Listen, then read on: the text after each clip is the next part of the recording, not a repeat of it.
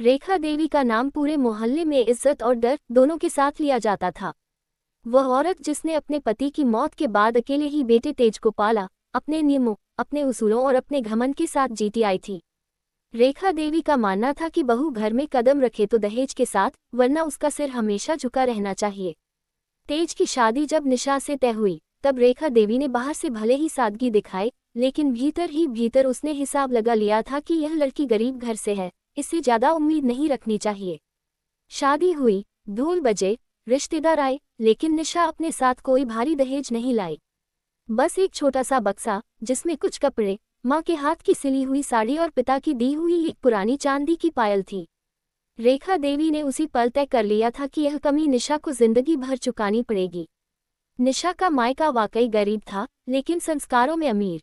उसने बचपन से सीखा था कि हालात चाहे जैसे हो, आत्मसम्मान कभी गिरवी नहीं रखना चाहिए। ससुराल में पहले दिन से ही उसे तानों का सामना करना पड़ा।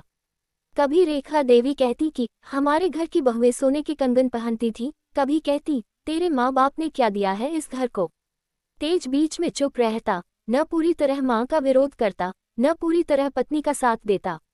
यही चुप्पी धीरे धीरे निशा के लिए सबसे बड़ी सजा बन गई। वो हर दिन खुद को साबित करने की कोशिश करती, सुबह सबसे पहले उठती, घर का सारा काम करती, लेकिन रेखा देवी की आंखों में वह हमेशा गरीब बहू ही रही।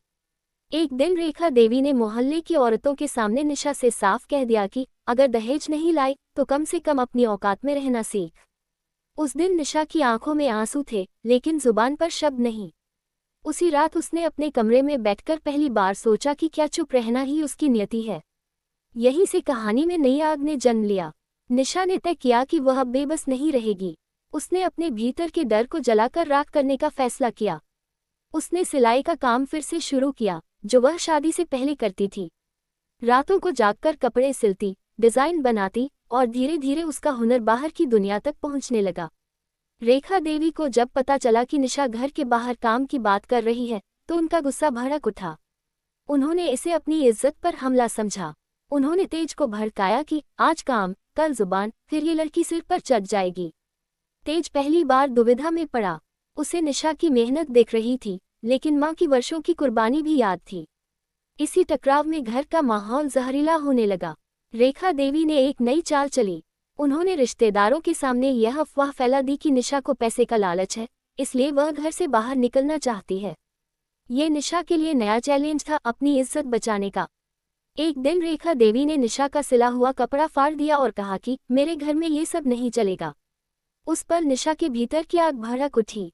उसने पहली बार ऊंची आवाज में कहा कि मैं गरीब हूँ, कमजोर नहीं। पूरा घर सन्न रह गया। तेज ने पहली बार निशा की आंखों में वह चमक देखी, जो उसने पहले कभी नहीं देखी थी। उसी दहेज से बड़ा इंसान होता है।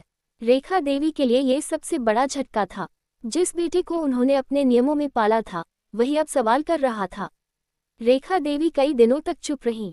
उनका घमंड टूट चुका था, लेकिन स्वीकार करने में समय लग रहा था। कहानी का आखिरी मोड़ तब आया जब रेखा देवी बीमार पड़ी।